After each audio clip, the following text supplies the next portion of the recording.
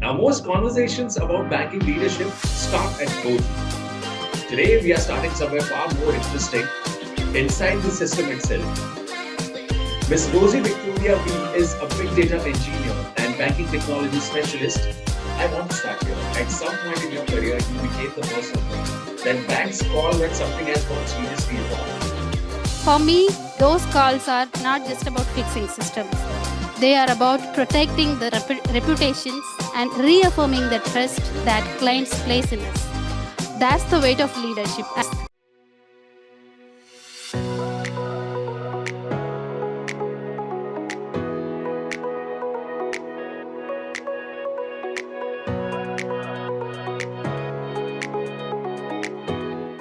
Hello, everyone, and welcome to FaceTime with Leaders, powered by Directors Institute, World Council of Directors. And I'm your host, Sunny Vancholi. Now, most conversations about banking leadership start at the boardroom. Today, we are starting somewhere far more interesting inside the system itself. Ms. Rosy Victoria V is a big data engineer and banking technology specialist with 13 years of experience working inside core banking and data infrastructure. She is currently with Temenos, whose T24 platform runs inside banks across more than 150 countries. Ms. Rosy has built and maintained the data systems that banks in India, the Middle East, Southeast Asia, and Europe depend on, and has been deployed on site to fix live banking failures in Geneva, Cairo, Jakarta, Lebanon, and Belgrade. She is a specialist in Apache Spark, large-scale data pipelines, and cloud architecture on AWS and Azure. Today, we are going to talk about what banking infrastructure actually looks like from the inside and what that means for everyone who leads, governs, or simply uses a bank. So, Ms. Rosy, so glad to have you here. Thank you, Mr. Sunny. Good day, everyone. So I'm Rosy Victoria, a seasoned product analysis and customer support professional with over 13 years of experience driving excellence in product analysis and customer support within the IT industry. My journey began in the Temenos ecosystem following my MCA, where I contributed to the evolution of the global core banking product Transact RT24. Today, I'm proud to return to Temenos, championing AI-powered SaaS innovation that transforms how clients engage with technology. With expertise in AI-driven cloud data engineering, I lead initiatives that empower cloud clients to achieve scalability, resilience, and future-ready growth. My focus is on aligning innovation with strategic outcome. So, ensuring the technology is not only serves but elevates business ambition. Great. All right. So let's dive right in, Ms. Rosy. I want to start here. At some point in your career, you became the person that banks call when something has gone seriously wrong.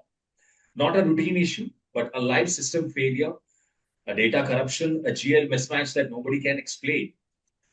That is a very specific kind of trust to earn.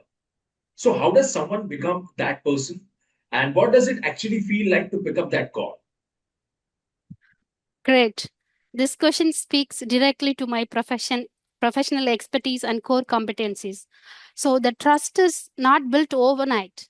It comes from years of consistently showing up in the most difficult moments, not just solving problems, but instilling the confidence that the situation will be contained and resolved. To become that person, bank calls when everything is on the line. You have to combine deep technical expertise with composure under pressure.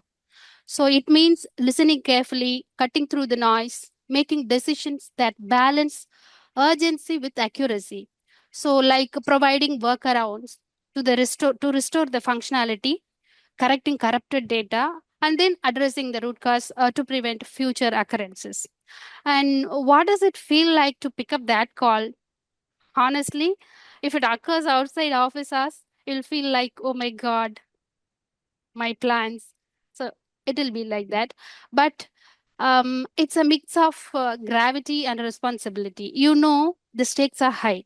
Customer trust, financial integrity, sometimes even regulatory exposure.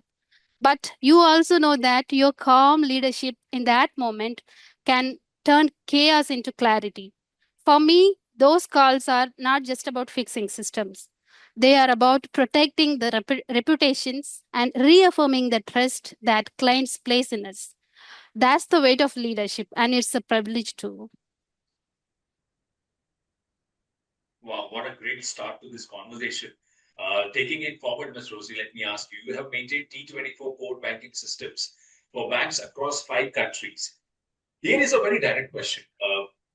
In your experience, what is the most common way a bank's data goes wrong? And is it usually a technology failure or something else? In my experience, the most common way a bank's data goes wrong is not purely a technology failure, it's usually a process or governance gap. Core banking systems like T24 are robust. But when the data is touched by multiple teams, reconciled across different channels, managed under pressure, human oversight or procedural shortcuts can introduce mismatches. A misaligned GL entry, an incomplete reconciliation, or a manual override without proper checks often causes more disruption than the system itself. Rarely does an error occur due to overlooked functionality. So, while technology can fail, the bigger risk is when people and processes don't align with the discipline that banking demands. From a governance perspective, I see the role as ensuring that governance, training, and accountability are as strong as the technology because resilience comes from the combination of both.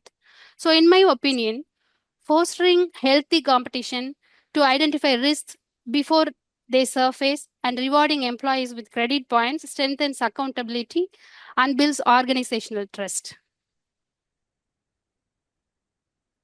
Absolutely. To sum this up, failure is usually visible before it becomes a crisis, which means somewhere someone saw something and it did not travel upward. That is not a technology problem, that is an institutional one. Which brings me to something happening everywhere right now. Ms. Rosie's almost every major bank in India and globally is somewhere in the middle of a cloud migration right now. Now, from the outside, it sounds like progressive, faster, cheaper, more modern. From where you sit, having built and maintained these systems on both sides, what is the part of that conversation that is not being said out loud? The part that often goes unsaid is that cloud migration is not just about speed and cost saving, it's about trust, control, and accountability. Moving core banking workloads to the cloud introduces new dependencies on vendors, on shared infrastructure, and on governance model that is still maturing. So what doesn't get said out loud is that the hardest part is not the technology, but the cultural shift and regulatory shift. It involves retaining teams, redesigning governance, and building resilience into systems that were never originally designed for distributed frameworks. So, in the cloud, visibility into framework infrastructure is reduced, so which makes monitoring, reconciliation, and root cause analysis more complex. Another underestimated risk is operational dependencies. So, when a critical incident occurs, resolution is no longer entirely within the bank's hands. So, it requires coordination with vendors. So, who may not move at the same urgency. So, while the cloud promises speed and scale, the harder part is ensuring resilience, compliance, and trust in an environment where direct control is diluted. So, in short, the hidden truth is that migration is not just a technical sprint, it's a cultural and operational transformation that demands patience, rigor, and trust.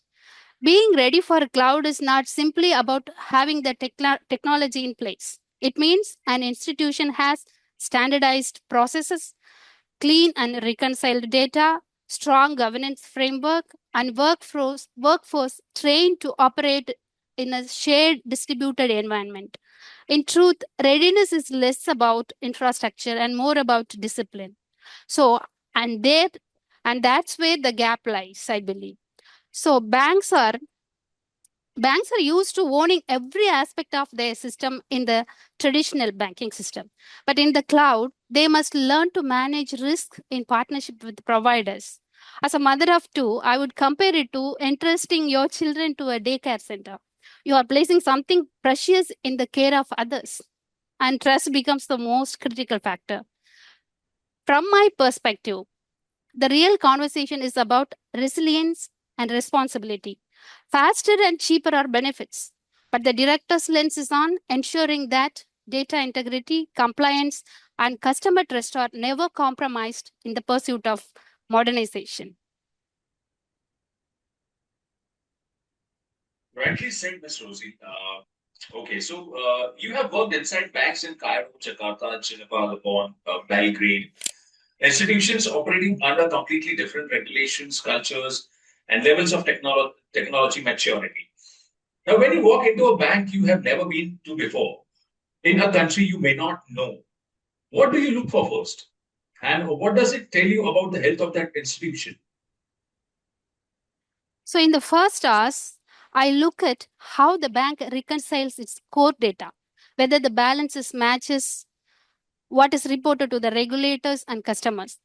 That single signal tells me almost everything: the strength of governance, the discipline of operations, and the culture of accountability. If reconciliation is clean and consistent, the institution is healthy.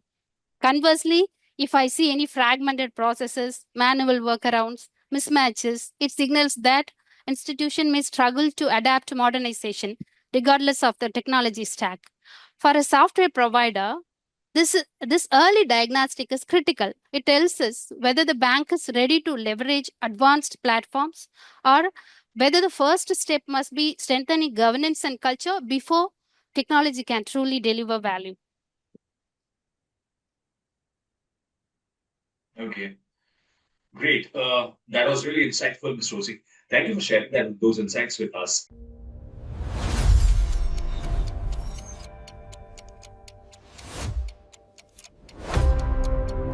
So moving on to the next segment, which is our quick fire round. Just yes or no answers, no overthinking, quick instinctive thoughts that first strikes your mind. So are you ready for it? Yeah. Okay. Here I should you with the first question. Has any bank you have ever worked with been truly ready for cloud migration before they started? Yes or no? No. All right. When a bank's data has a serious problem, is the technology team usually aware of it before the board is? Yes or no? No. All right. Can a board director effectively govern a bank's technology risk without understanding how core banking system work? Yes or no? No. Great. In your experience, when a banking data failure goes public, was there always a warning sign that was ignored? Yes or no? Yes. All right. Decades of experience in banking technology. Would you do it again? Yes or no? Yes. All right, great. So that was quick, that was fun, and that was very spot on. Thank you for playing along, Miss Rosie. Uh, Moving on to the next segment, which is the governance moment. Let me ask you, Miss Rosie, in October 2023, the Reserve Bank of India directed Bank of Baroda to immediately halt all new customer onboarding on its Bob World mobile app. The investigation found that bank employees had been linking customer accounts to random mobile numbers, people who had never signed up, in order to hit digital enrollment targets. The data integrity of the onboarding pipeline had been manipulated from the inside. The chief digital officer was eventually removed. Now, you have built these pipelines. When you read about that case, at what point in that chain do you think a well designed system should have caught it? And what does it tell us about where the real gap is? Okay. So, in a well designed system, the manipulation should have been caught at the point of account linking. That is, when a mobile number is tied to a customer identity. That is the control layer where validation rules, reconciliation checks, and audit trails must flag anomalies. So, if numbers were being linked without customer consent, the system should have generated exceptions immediately. And those exceptions should have been escalated beyond the operational team. So the gap wasn't just technical, it was architectural. In the sense that the control weren't built into the workflow itself.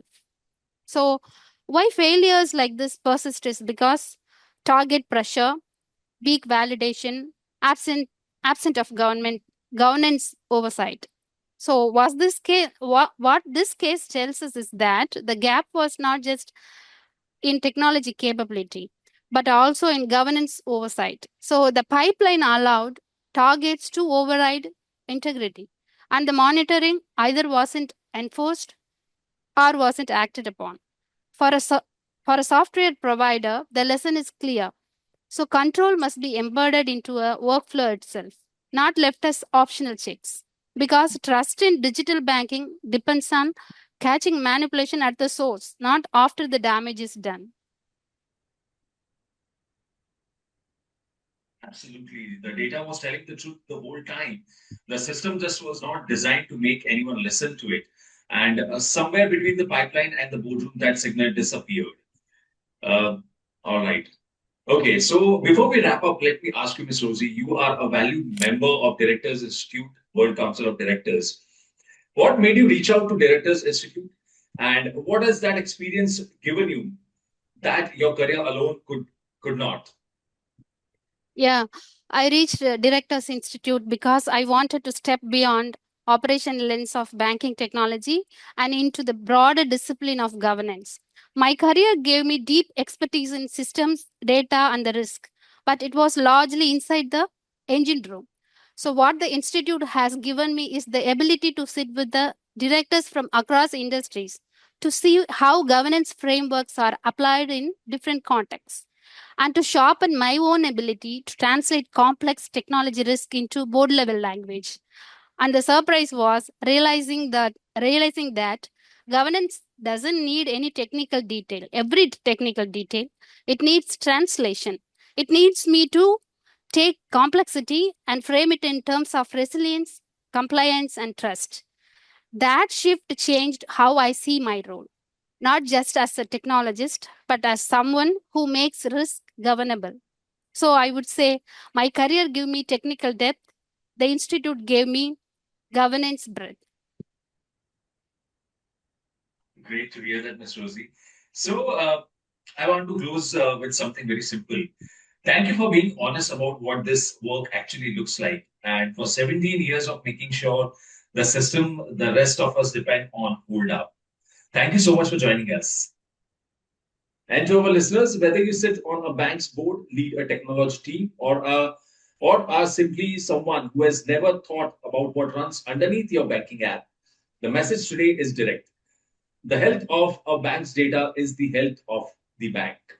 And the leader who understands that, not just in policy but in practice, are the ones who will catch the failures that others miss. Ms. Rosy Victoria V has been operating at that level for 17 years. Today's conversation was a window into what that actually looks like. This has been FaceTime with Leaders, powered by Directors Institute, World Council of Directors. I'm your host, Sunny Pancholi, signing off for now. Until next time, stay curious, stay informed, and most importantly, stay ahead. Thank you so much.